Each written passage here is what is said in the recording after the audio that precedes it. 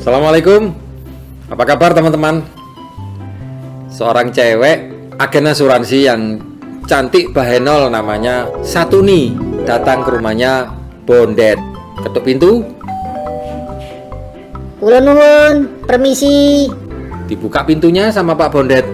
Lihat cewek cantik, dipersilakan masuk si Satuni itu. Monggo Pinara, silakan masuk. Begitu duduk, dan Satuni bertanya, Loh, ibu kemana toh Pak? Oh, ibu tidak di rumah. Ya sudah, kalau gitu saya tunggu ya. kemudian Bondet bilang sama Satuni, Saya mau ada keperluan sebentar ya. dia pergi. Karena kebiasaannya si Bondet itu adu burung merpati, adu doro ya, sambil main sama teman-temannya. Tidak terasa tiba-tiba sudah sore. Begitu dia pulang, ternyata dia lihat cewek yang cantik bahenol tadi masih ada di ruang tamu. Dan Bondet lihat mukanya kelihatannya sudah kelelahan, kuyu dan kelihatan marah jengkel. Lalu cewek itu tanya, Loh Pak, ibu itu kemana sih Pak? Kok ndak pulang-pulang?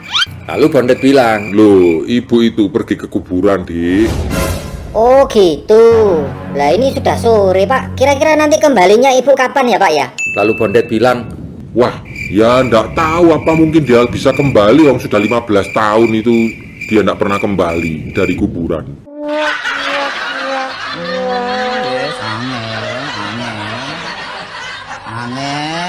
Angel. salah tanya. Nek ngomong lah Bim, gak ngerti apa ngomong. Iku gak pinter. Iku anak metel arane. Mentang-mentang sudah ikut pertemuan bahwa menemukan yang namanya decision maker itu tidak selalu laki-laki, bisa jadi perempuan. Maka bukan berarti tanpa tahu informasi lebih jelas langsung begitu saja tanpa tahu jelas duduk persoalan di dalam struktur keluarga itu. Nah, rekan-rekan semua, cara bertanya itu adalah merupakan kunci untuk Anda mendapatkan kesepakatan pada saat sesi closing. Hari ini saya akan sharingkan tentang apa yang sebaiknya Anda tanyakan kepada nasabah Anda setelah Anda melakukan presentasi itu dengan baik. Mampukah mereka membeli? Maukah dia membeli? Dan kapan dia akan membelinya? Dalam teknik pemasaran, maka tiba-tiba begitu saja Anda minta komitmen dari nasabah untuk membayar asuransi, membayar premi yang pertama, itu membutuhkan skill juga. Setelah presentasi, produknya cukup jelas, tidak bisa serta-merta Anda mengharapkan orang itu tiba-tiba mengambil dompetnya, membayar secara tunai, atau tiba-tiba tanya rekening perusahaan dan dia langsung mentransfer sebelum Anda membawa mereka di dalam kondisi state mental yang sudah memungkinkan untuk mereka mengambil keputusan dan memulai action. Nah, apa yang Anda lakukan pada waktu yang namanya sesi closing? Poin pertama adalah lakukan match and mirror. Match and mirror artinya Anda membuat satu gerakan gestur tubuh yang menjadi cermin dari orang yang sedang Anda ajak bicara. Kalau tangannya seperti ini, maka Anda melakukan hal yang sama. Anda gunakan tangan sebelah kiri. Kalau prospek Anda mencondongkan ke depan, maka Anda pun melakukan hal yang sama. Jika prospek Anda itu posisi duduknya kelihatan santai, maka Anda melakukan hal yang sama. Kalau perlu, kostumnya pun juga disamakan. Jika Anda melihat prospek Anda menggunakan baju santai, lalu Anda datang ke rumahnya menggunakan jas, beberapa orang merasa tidak nyaman. Karena perbedaan itu bisa menimbulkan tanda tanya. Anda perlu menciptakan kesamaan. Yang kedua adalah Anda harus mahir di dalam mengajukan pertanyaan, seakan-akan pertanyaan itu tidak ada sangkut pautnya, tetapi disitulah Anda akan menggali semua informasi sehingga Anda bisa mengambil keputusan saat itu pula, apakah prospek ini akan Anda lanjutkan untuk closing hari itu juga, ataukah Anda perlu mengambil langkah yang berikutnya untuk datang kembali. Berikut ini saya berikan contoh bagaimana Anda mengajukan pertanyaan kepada prospek setelah dia jelas informasinya. Yang pertama, Anda harus tahu apakah orang ini memiliki kemampuan untuk membeli. Percuma kalau produknya bagus tapi dia tidak mampu. Koni jari siapa? Nah, cara yang elegan untuk mengajukan pertanyaan, Anda bisa mencari objek yang lain yang kira-kira hal itu bisa Anda tanyakan. Satu contoh misalkan, apakah Bapak sudah pernah punya polis sebelumnya? Terus dulu waktu beli polis yang pertama, cara bayarnya bagaimana, Pak? Ketika dia menjawab, berarti orang ini punya kemampuan finansial. Misalnya dia bilang, ya saya bayarnya auto debit, berarti dananya ada. Daripada Anda tanya, Bapak ada uang enggak untuk beli polis ini? Itu tidak sopan dan itu kurang bagus. Waktu polis pertama Bapak buka itu dulu bayar preminya berapa, Pak? Kalau dia bisa menyebutkan, berarti dia ada dananya. Kalau misalkan dia mengatakan, enggak tahu ya berapa ya, maka ada kemungkinan yang mengambil keputusan untuk melakukan pembayaran adalah bukan dia, tetapi pasangannya bisa jadi. Jadi Anda tanya, berapa yang sudah dia bayar untuk polis sebelumnya? Anda juga bisa bertanya tentang kapasitas anggaran. Berapa kira-kira anggaran yang Bapak alokasikan untuk bisa melindungi seluruh aset yang Bapak punya? Berapa persen dari yang sudah Bapak planning? Dia bisa saja menyebutkan angka, tetapi yang terpenting adalah berapa persen. Sebab dia bayar premi 1 juta, bisa besar, bisa kecil. Kalau penghasilannya 100 juta, dia bayar preminya 1 juta, itu jelas dia membeli preminya alasan karena kasihan atau karena dia tidak ngerti. Idealnya alokasi membayar premi adalah antara 10-20% dari total penghasilannya. Jika dia sudah punya beberapa polis, Anda bisa menanyakan kembali tentang berapa alokasi anggaran yang sudah dikeluarkan jika dia memiliki beberapa polis. Polis pertama misalnya 1 juta, polis yang kedua 2 juta, polis yang ketiga 2 juta, berarti 5 juta. Nah, maka Anda bisa menawarkan pada skala angka 5 juta. Dan Anda bisa juga tanyakan kepada beliau, mengapa kok mengambil polis dengan budget sebesar 5 juta? Minta prospek Anda untuk menjelaskan. Karena dari penjelasan itulah Anda akan bisa menilai apakah nasabah ini memahami produk yang dia beli ataukah tidak.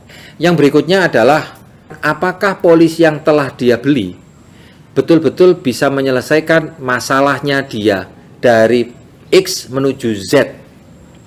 Karena kita tahu bahwa polis ini sebenarnya diperuntukkan sebagai sebuah solusi keuangan di masa yang akan datang.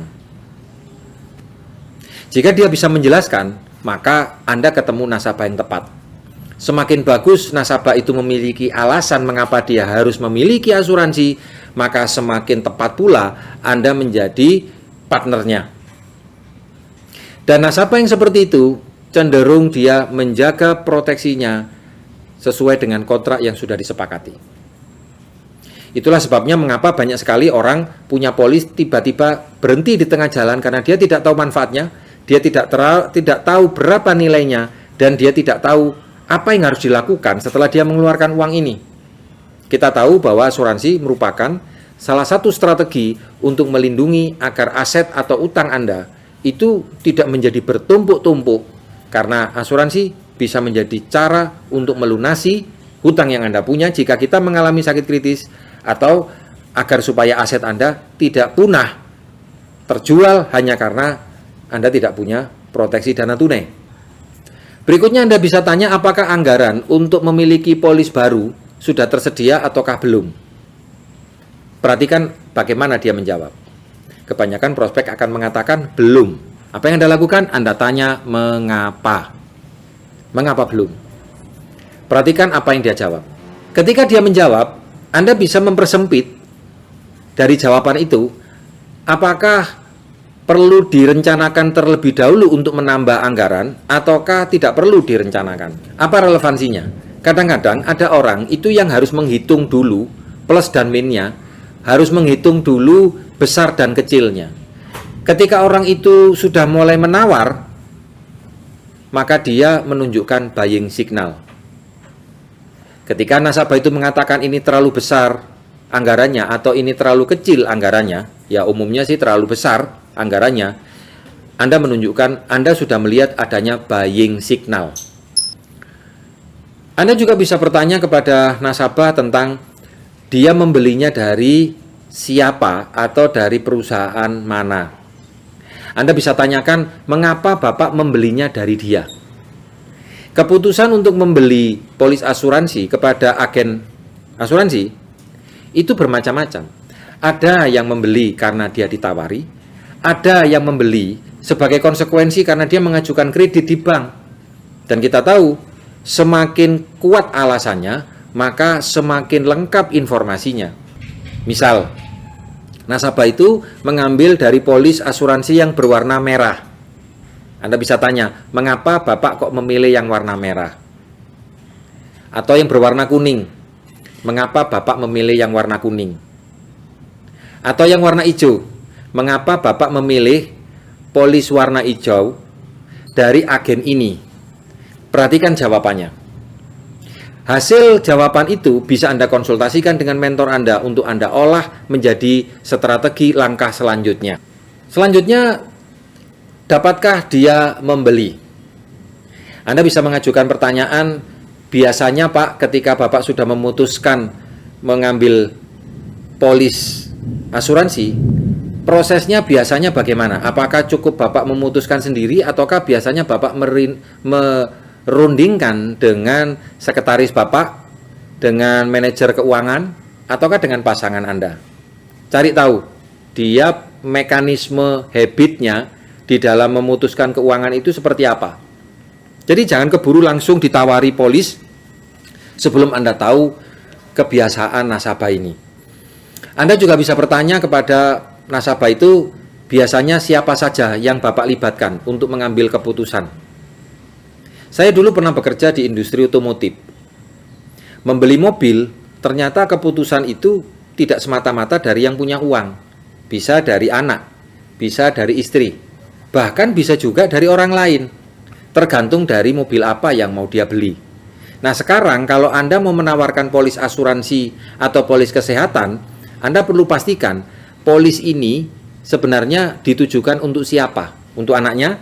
Untuk istrinya? Untuk dirinya? Ataukah untuk karyawannya? Atau mungkin untuk saudaranya? Semakin banyak Anda bertanya, hasilnya akan semakin bagus.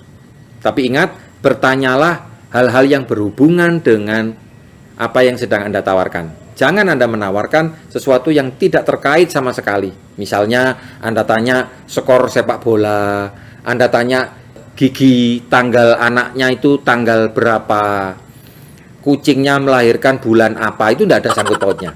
Anda juga bisa menanyakan kepada nasabah, apakah dulu proses pengambilan keputusannya itu begitu saja diambil ataukah melalui proses penolakan terlebih dahulu. Misalnya Anda tanya, Pak, waktu dulu Bapak beli polis yang pertama, polis yang kedua, polis yang ketiga, apakah langsung Bapak setujui ataukah butuh beberapa saat berdiskusi, hitung-hitungan, atau mungkin Bapak sempat menolak dan akhirnya Bapak setuju?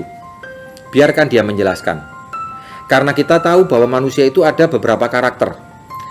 Kalau Anda baca bukunya Florence Litter tentang personality plus, ada 4 kepribadian: sanguin, kolerik, melankolis, dan flegmatik. Cara mereka di dalam memutuskan tentu berbeda-beda karena warnanya berbeda-beda. Anda perlu membaca buku Personality Plus agar Anda lebih tepat di dalam menentukan cara Anda mengajukan pertanyaan. Yang berikutnya adalah kapan dia akan membelinya. Anda bisa mengajukan kepada nasabah Anda, Pak, pada waktu Bapak membeli polis, apakah pada bulan-bulan tertentu? Misalnya pada akhir tahun, atau akhir tutup buku, ataukah setiap kali barangnya laku terjual? Ataukah tidak ada formula tertentu? Anda gali lagi. Ada orang yang membeli sesuatu itu menunggu barangnya laku, menunggu akhir tahun karena di situ terima bonus. Tanyakan hal itu. Anda juga bisa menanyakan sejak kapan Bapak mulai memikirkan tentang asuransi. Nah, itulah tadi teman-teman beberapa contoh-contoh cara mengajukan pertanyaan kepada nasabah Anda sebelum Anda membuat keputusan untuk meningkatkan pada level yang lebih tinggi, yaitu melayani sebagai nasabah.